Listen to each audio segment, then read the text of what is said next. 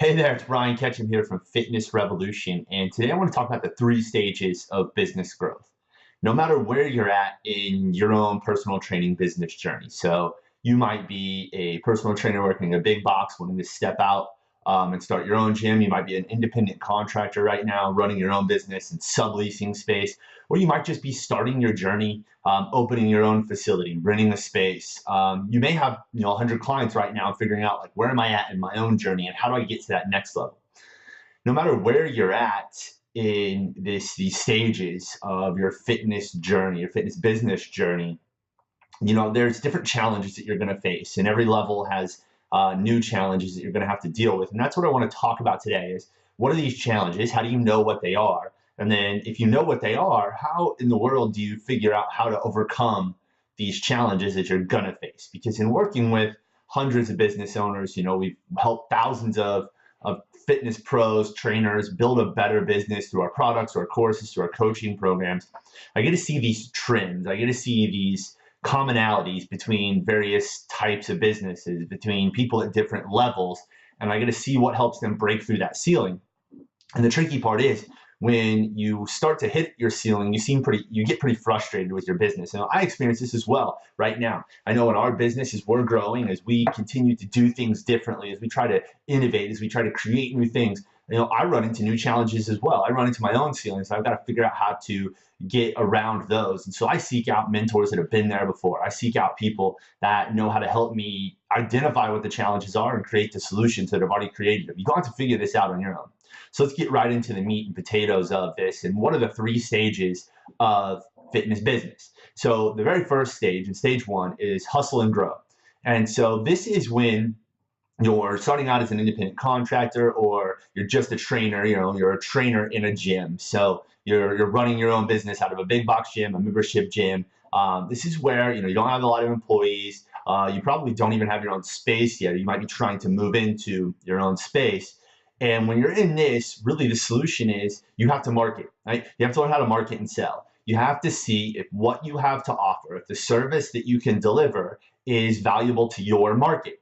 And so you need to figure out marketing and sales. And so those are going to be your biggest challenges. Outside of that, it's kind of just managing the things day to day that go on, right? You need to do the simple stuff. You need to get people on a monthly recurring billing. So you need to get them on auto pay or EFT. So you need to be taking credit cards. You need to have a basic website set up that looks good, that's sharp. In this day and age, if you don't have a website, you're missing out on a lot of potential customers. And I know that's an expense, but you can do that pretty easily now. You can go to something like Wix, Wix.com, and you can build a website. My wife started a business on the side. I'm technologically stupid. I can't figure out a lot of things, but we had to build a website for her new business as part of her being able to start.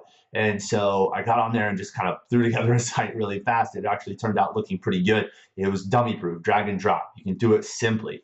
So you need to have a website that is able to help people find out about what you do.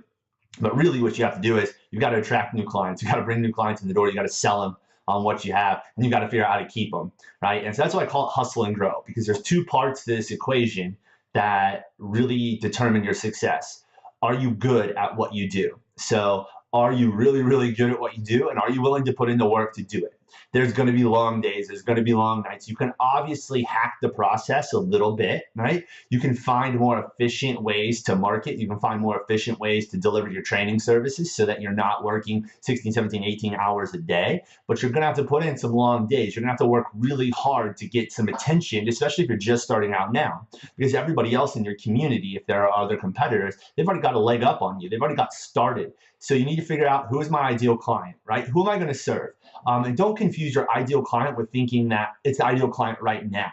Your ideal client, that profile that we teach our coaching clients to create, that ideal client is actually what the person looks like before they start working with you. And so it's really an ideal prospect, right? That's who you want to narrow down. And what that does is that is one small part of your target market. So you don't have to just build your business off of ideal clients. That should be the goal, right? The reason you create your ideal client is because you can craft your marketing to speak to one person. When you speak to one person, your messaging is going to be very direct. It's going to be very specific. It's going to be more attractive to those types of people because of the magnetic nature of a marketing message like that, that's very, very specific. So when you're talking to that ideal prospect, that ideal client profile that you've created for yourself, all of a sudden it'll draw in all these other types of people that are really close to that. So now you've built your business off of this ideal prospect who will turn into your ideal client, and it'll expand also to just like one or two layers outside of that circle, right, of that type of person. So they're not too far away from your ideal. And so don't confuse having an ideal client or an ideal client profile where you're trying to target someone like that with your marketing, where that's who you're speaking to, that's who your message is. Don't confuse that with having to narrowly focus in on that. Some people would have you believe that that's the case. But trust me when I say that a powerful marketing message is one that's specific and specifically directed at one type of person. You just speak to one person's pain points, their frustrations, their challenges. And when you do that, all of a sudden your marketing will become much more powerful, which makes it more magnetic, which draws more people in, which means you have an attractive marketing message instead of this marketing message that you're trying to kind of hammer people over the head with, right? So that leads me to this marketing message. You've got to create a magnetic marketing message, and we do that through local positioning, a local market positioning. You need to be able to have a positioning statement that tells people who you serve, how you serve them, and why you're the best solution for them. You need to do that really clearly. You need to know the features and benefits of your offering for your ideal client, and those need to solve the biggest pain points and challenges for your ideal client. You need to know your differentiators. Why should your ideal client pick you over your competition? And they need to resonate with them. You need to blend this message into everything you do. It should be in your website, your Facebook ads, in all of your marketing, any flyers you put out, anything that you put out. The names of your offers, the names of your front-end offer, you need to do that. So if you want to really hustle and grow and you want to work, here's what you should do. 3 marketing channels. You need an online, an offline, and an internal marketing channel, all pushing people and moving people, directing their attention towards one FEO or a front-end offer. So what that looks like, you might have social media, so you might be constantly sharing your workouts with your clients, or taking pictures of clients doing workouts, or before and after pictures, right? Doing Instagram, Twitter, whatever you do with social media. That's your online portion, right? That's free. You can also do paid ads. You can do a ton of stuff online. If I just did free social media, then that is all going to make sure that I mention my front end offer in those posts, right? Or in those pictures somewhere. I'm going to be directing people towards that. On my offline, I might have joint ventures. So I'm going to go build relationships with other businesses, and they need to serve close to the same target market, ideal client as me. I need to know that my customers, my potential clients exist within their business. And I'm gonna set something up where we're gonna send out an email blast. I'm gonna do something special for the customers of that business that resonates with them. I'm gonna draw them into and I'm point them to my front end offer. And then you have an internal. You have some sort of referral system in place. If you had just one in each of those categories, online, offline, internal, then you're gonna be directing them all to one front end offer, or one easy way for someone to get started with you. So that might be like a 21-day jumpstart program. That might be a 14-day rapid fat loss program. It's something that resonates with your ideal client, your target market. And when you set that all up, then you just work, you hustle on those 3 marketing channels. You get as many eyeballs on that stuff as you can, moving them to your front end offer. Your goal is to get as many people in that front end offer as you can. And then you just have a simple sales process that you follow. And we've got tons of articles, tons of things on sales process on the site.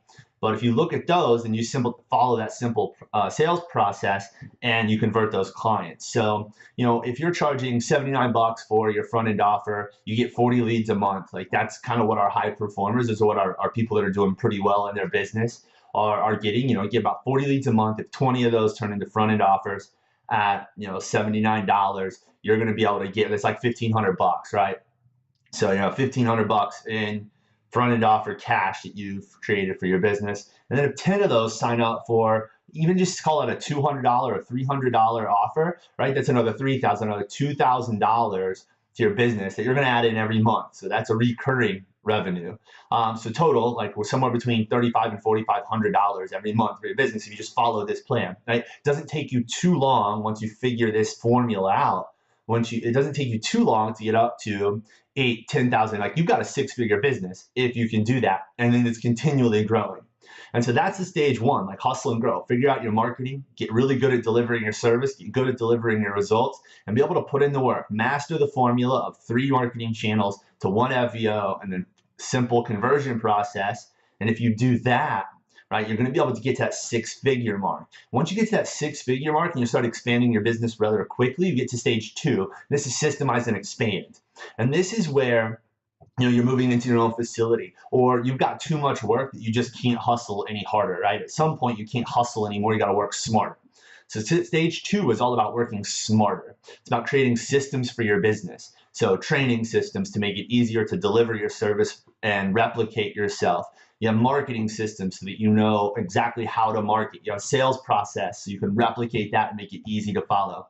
You've got administrative processes. You've got accounting processes. You've got to keep these systems in place, and you've got to get them in place so now that things run smoother. Once things are running efficiently, it'll free up more of your time. Still, you might have to expand now, and expanding means you got to bring somebody on your team. When you bring somebody on your team and you have these systems in place already, so we've got a sales and marketing system, we've got a training delivery system, we've got an office management system and customer service system. So I know how to manage my business, I know how to deliver to my customers and help serve them. And then I've got these finance systems, so I have an accounting system that I know I'm taking care of my money and all that. Now we hire an HR or human resources system. And when that process is in place, I can hire someone. I know how to recruit. I know how to hire. I know how to onboard them. I know how to get them integrated into my culture. And I know how to make sure that they're a really good fit. So you have this whole training process. You bring in an admin, right? Take off some of the things that you don't want to do anymore, some of that follow-up, some of the basic stuff that's not revenue generating activities for you necessarily. Any revenue generating activities, those are the last things that you outsource. On the revenue generating activities, things like training, you don't hire a trainer first, you hire an admin first, right? Then you don't hire you don't outsource marketing completely or sales completely first, because that's going to be really expensive and that's the lifeblood of your business. So hire an admin first, hire an accountant, hire a bookkeeper. Do the things that you're not wanting to do, the things that aren't in your unique abilities and your strengths. Hire that out. If it's less than 20 bucks an hour, like it's at 15, 20 bucks an hour range, hire it out, right? You can spend that time marketing, you can spend that time training. Maybe you just spend it with your family. But in stage 2, if you want to get to past that just 6-figure, look at multiple 6 figures. So now we're talking doing 20, doing 30, doing $40,000 a month. You got to create systems. You got to expand your business. And it really is that simple, right? Then you're just honing in your marketing. You're sticking to the same stuff you did in stage 1. You're probably going to get better at that. You're going to continue to develop your skills there. And then you bring on people, you create systems, things run more efficiently. You're able to scale yourself up. And then you look at, okay, how big can I grow this, right? How many clients is where I need to be, multiple locations. That's where we get into stage 3. Stage 3 is the what's next phase. And that's where you get to this point where you're doing really well. You've grown your business. If you do it the right way, you're going to be paying attention to your operating margins and your profits. You know that you're making money. You're not just spending a lot. You're just making a lot on the front end, but not keeping any. You're keeping a lot of your money. And at this point, things are running pretty smooth in your business. You have to ask what's next. What's going to help you fulfill your purpose? What's going to help you deliver on what you want in your business? And this is where having a long-term vision and having a peer group, having coaches to help you navigate this process and put out these fires. Because what happens is in your business, once you get to this what's next phase, you've systemized and expanded, like things don't just run smoothly because you've created systems, right? Things are still going to come up. You're going to have to create what we call an aligned business, where everyone on your team is working towards the same vision. Well, you've got to be able to craft that vision. You've got to be able to share it. You need to be a leader for your team. You need to learn how to manage people. There's a lot of these things that you have to learn how to do that you're probably are new to you, that are going to be new challenges. And this is where you need to get some help in figuring out, how do I get to that next level? And then you need to figure out, where am I really going with my business? And do I want multiple locations? Do I want to just make this business really profitable and not spend as much time there? Do I want to explore other opportunities like online training? Do I want to explore this idea with sharing some information that I have? Do I want to put out my training systems? Do I have some cool, like, unique marketing way that I want to, marketing system that I want to put out there and share with the world? What do you want to do there? We've had people at this point, start a habit-based nutrition software, take on mastermind coaching with us. Some do success coaching with us. Others start multiple locations. One started a marketing agency. So there's tons of opportunities out there. You have to figure out what's next for you. Where do you feel like you're going to have this sense of purpose and fulfillment? Because you have to keep chasing that for yourself. If you don't, what you'll do is you'll start breaking things within your business. When you break those things, you got to keep going back in to fix them. It's just because you don't know what else to do. So you've got to be able to answer that what's next. And a lot of times you need to hire a little peer group, you need a mastermind program at that point, good coaches to help guide you, help deal with some of those solutions. But as basic as it sounds, like those are the things you need to tackle within your business at each one of those stages. So stage one gets you to about the 6-figure mark in your business. And then stage two is going to be that like multiple 6-figure marks. So $200,000, $300,000, $400,000 a year, doing $20,000, $30,000, $40,000 a month. And then, those are just the higher levels. And stage three is the what's next. It's somewhere in that $20,000 to $40,000 a month mark, depending on where you're at, how big your business is. You're trying to figure out like what's next. And you may not get there until you're at 50 or 60. You may get there when you're at 15 or 20. And you need to see where it's at. Everybody's a little different. Everybody's path's a little different. But the same challenges will present themselves at each of these stages. The same solutions apply, and we covered all those. So I hope you guys learned a ton from this. Those are the 3 stages: hustle and grow, systemize and expand, and what's next, right? To overcome them and hustle and grow, learn your marketing and sales, master that, right? Be good at what you do. Systemize and expand, create your systems, make them efficient, find efficiencies to open up more of your time, and then hire.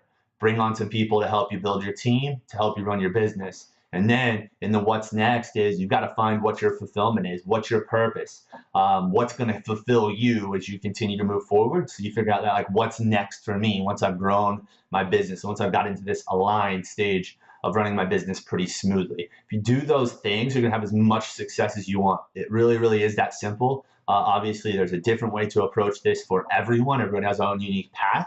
But if you put those things into play, if you kind of take a good hard look at where you're at within your business, right, you're going to have a ton of success. So those are the 3 stages of business and how you get from one stage to the next to have a lot of success. We'll see you soon.